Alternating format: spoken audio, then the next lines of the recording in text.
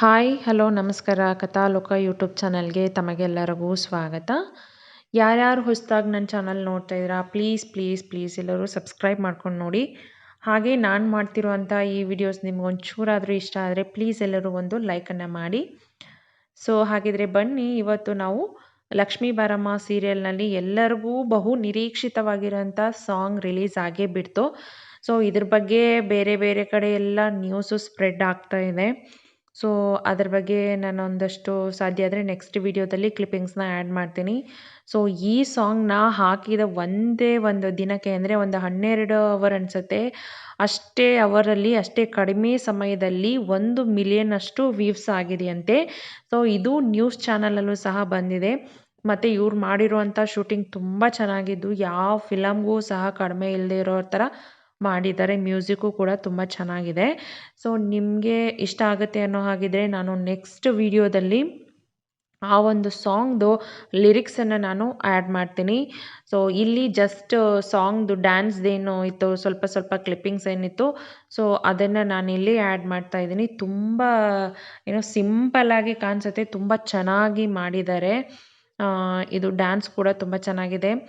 ಇನ್ನೇನು ಸೀರಿಯಲಲ್ಲೂ ಸಹ ಇದನ್ನ ರಿಲೀಸ್ ಮಾಡ್ತಾರೆ. ಫಸ್ಟ್ ಎಲ್ಲರೂ ಅಂದ್ಕೊಂಡಿದ್ದು ವೈಷ್ಣವ್ ಮೋಸ್ಟ್ಲಿ ಕೀರ್ತಿನೇ ಡ್ಯಾನ್ಸರ್ ಆಗಿ ತೊಗೋಬೋದು ಅಂತ ಅಂದ್ಕೊಂಡ್ರು ಕೆಲವೊಂದು ಸಿಚುವೇಶನ್ಸಲ್ಲಿ. ಬಟ್ ಫೈನಲಿ ಲಕ್ಷ್ಮಿನೇ ಈ ಒಂದು ಆಡಿಯೋ ರಿಲೀಸ್ ಆಗೋದಕ್ಕೆ ಡ್ಯಾನ್ಸರ್ ಆಗಿ ಅವಳನ್ನೇ ಸೆಲೆಕ್ಟ್ ಮಾಡ್ಕೊಂಡಿದ್ದಾರೆ. ಸೊ ಇದು ಎಲ್ಲರಿಗೂ ಖುಷಿ ಕೊಟ್ಟಿದೆ. ಹಾಗೆ ಕೀರ್ತಿಗೆ ತುಂಬ ಹೊಟ್ಟೆ ಉರಿನೂ ಶುರು ಆಗಿದೆ ಇದರಿಂದ. ಹಾಗೆ ಅವ್ರ ಅತ್ತೆ ಕಾವೇರಿಗೂ ಸಹ ತುಂಬ ಒಂಥರ ಇವಳು ಇಷ್ಟೊಂದು ಚೆನ್ನಾಗಿ ಬೆಳೆದ್ಬಿಟ್ಲಲ್ಲ ಅನ್ನೋದು ಸಹ ಇದೆ.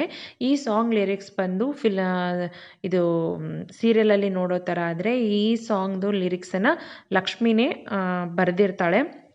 ಅದು ಹಳೆ ಸ್ಟೋರಿ, ಎಲ್ಲರಿಗೂ ಗೊತ್ತಿರೋ ಅಂಥದ್ದು. ಮತ್ತು ಯಾರು ಹೊಸದಾಗಿ ನೋಡ್ತಾ ಇದ್ದೀರಾ ಅವ್ರಿಗೆ ಗೊತ್ತಾಗಲಿ ಅಂತ ನಾನು ಹೇಳ್ತಾ ಇದ್ದೀನಿ. ಈ ಒಂದು ಲಿರಿಕ್ಸನ್ನು ಲಕ್ಷ್ಮಿನೇ ಬರೆದಿರ್ತಾಳೆ. ಕಾವೇರಿ ಅವಳಿಗೆ ನೀನು ಬರಿ ಅಂತ ಹೇಳಿದ ಮೇಲೇ ಬರೆದಿರ್ತಾಳೆ. ಬಿಕಾಸ್ ಕಾವೇರಿಗೆ ಅಷ್ಟೊಂದು ಕಾನ್ಫಿಡೆನ್ಸ್ ಇರುತ್ತೆ ಲಕ್ಷ್ಮಿಗೆ ಚೆನ್ನಾಗೇನು ಬರೆಯೋದಕ್ಕೆ ಬರೋದಿಲ್ಲ ಅನ್ನೋದು. ಸೊ ಆ ಕಾನ್ಫಿಡೆನ್ಸ್ ಮೇಲೇ ಅವಳು ಸಾಂಗ್ಸ್ನ ಬರಿ ಅಂತ ಹೇಳಿದಾಗ ಲಕ್ಷ್ಮಿ ಈ ಥರ ಒಂದು ಒಳ್ಳೆ ಸಾಂಗನ್ನು ಬರೀತಾಳೆ. ಅದು ವೈಷ್ಣವ್ಗಾಗಲಿ ಫಸ್ಟು ಗೊತ್ತಿರೋದಿಲ್ಲ, ಆಮೇಲೆ ಸ್ಟೇಜ್ ಮೇಲೆ ಹೋದ್ಮೇಲೆ ಅವನಿಗೆ ಗೊತ್ತಾಗುತ್ತೆ.